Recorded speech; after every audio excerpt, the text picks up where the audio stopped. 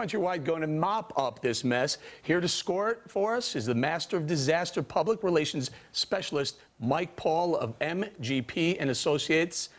Mike, yes, what's sir. going on? Do they have any shot of cleaning this mess up? I mean, the stock's down 91% in the last year or so.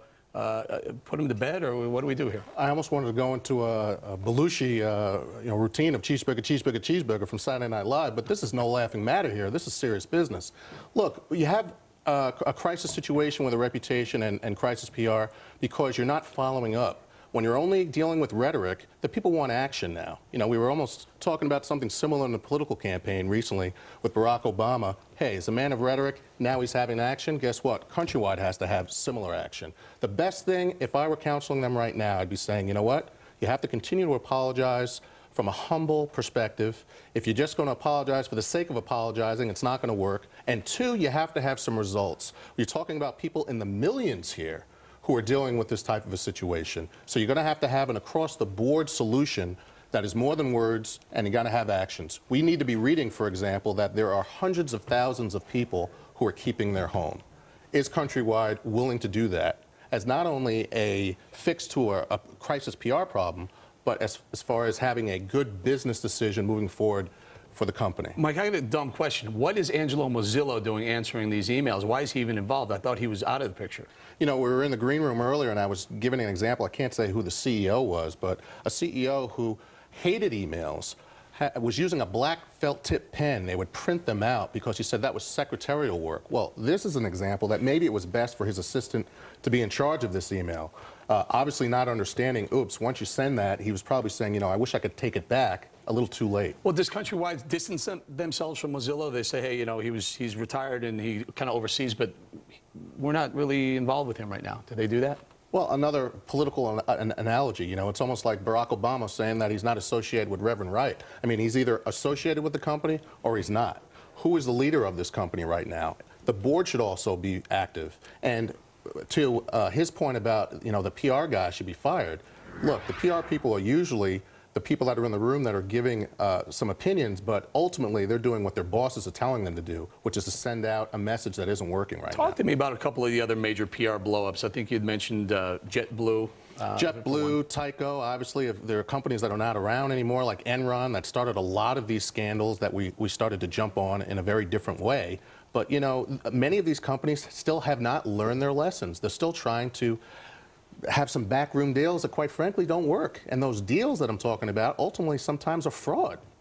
An old time example, this is going back in the day, it's going to date me a little bit, but the Tylenol, remember the whole tainted Tylenol packets, they survived, but what did they do to survive? Classic case study, Harvard case study now, as a matter of fact, that is looked upon on how to resurrect a brand. Look, they decided, you know what, we can't just have words. We had a new label that was put on it. We had a new safety top that was the first of its kind that was put on the label. But more than that, they backed it up with a product that they made sure didn't have another incident moving forward. You could have done all of that if weeks later there was another incident, it wouldn't have mattered. You could have any top on top of it. No one would have bought Tylenol again. All right, good. Listen, stay with us. Here to join us is, to score Countrywide and other corporate blunders are Rod Kurtz of Inc. magazine and Stephanie Owater of SmartMoney.com. Hey, Rod, you want to talk about one of these? This is good sport, isn't it? It's fun for us pundits to. Well, they're easy. Yeah, they're easy targets for us up here. Right. But what do we do in a corporate blunder like that? Well, I think, you know, you hit the nail on the head. You sort of got to deal with this head on. I think the problem for Mozillo here is that it fits the storyline. You know, you got the guy, according to reports, made $200 million over the past few years. You've got, you know, the poor innocent homeowner losing his or her home. And then you got basically a response that people expected from this guy. If you look online at a lot of the comments that have been floating around from homeowners, excuse me, and others, you know, they say, oh, big surprise, this guy's a jerk. And so I think they have to go above and beyond to try to dispel this myth, or whether it's true or not. Stephanie, the public seems to be very forgiving, though. Is there a kind of rule of thumb of how long people hold on to these, these problems, these PR blunders? I think in this case, they're not going to be very forgiving. Mozillo was already sort of in the hot seat, sort of the center of this entire crisis, and it seems like they've been very quiet today. It seems like they really need to get out there, show some emotions, show some compassion, and we'd already been sort of waiting for that over the past couple months and haven't really seen it. So I think unless they move very quickly, I think it's going to be hard to get out from under this one. Mike, any other big blunders you want to bring up? Your favorite? Well, one of the things I just want to add to her comments is part of the problem that's so sad. There are more people that still are on the cusp now that are going to be losing their homes come this summer and fall. All of the numbers are not yet in on this. Countrywide was the largest holder of these types of loans. It's going to be scary this summer. So as some of us are going to be enjoying ourselves out at summer homes and having fun, there are going to be a lot of people that are going to be losing their only home. And sadly, the first home they ever bought. Right. Rod? Other blunders? Well, there's so many to choose from. I think one of my favorite business stories in general from the past couple of years was that whole Cartoon Network Aqua Teen Hunger Force thing. I think it was last year, where they put these, you can see them on screen there, these little, electronic cartoon characters. It was part of a guerrilla marketing campaign that my hometown, the city of Boston, they actually thought they were bombs. They thought that terrorists were putting these all over the city.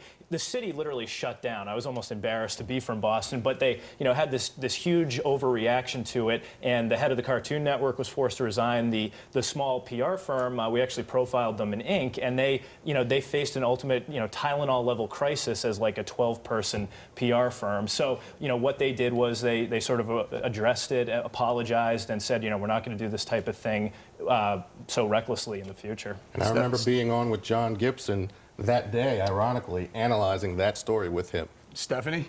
Well, I think a classic one is the Kathy Lee Gifford story, where she had the Walmart clothing line, and it came out with the child labor. And I think that's a really good example of somebody getting on the other side of it. She obviously became very proactive and brought in new legislation, or fought for new legislation, and really did sort of get beyond that story. And that's an example of what Countrywide and Mozilla can't do, because there's such a bad reputation, I would guess, right? And the story is going to continue. I mean, whether they like it or not, the mortgage situation will continue through the summer, through the year. So they really do need to get sort of a different position, I think, a different emotional message out there to really show that they do care. We actually have a statement from Countrywide. Countrywide and Mr. Mozilla regret any misunderstanding caused by his inadvertent response to an email by Mr. Bailey. Countrywide is actively working to help borrowers like Mr. Bailey keep their homes. And that's why we got to make sure that we still keep the door open to a solution. There is still an opportunity here for Countrywide to say, you know what, let's try and have a large-reaching solution to many of these people, not just one. Let me go back to Mo Bedard for a second real quick. Does Countrywide have a chance to save face in this? I think it's going to be really hard.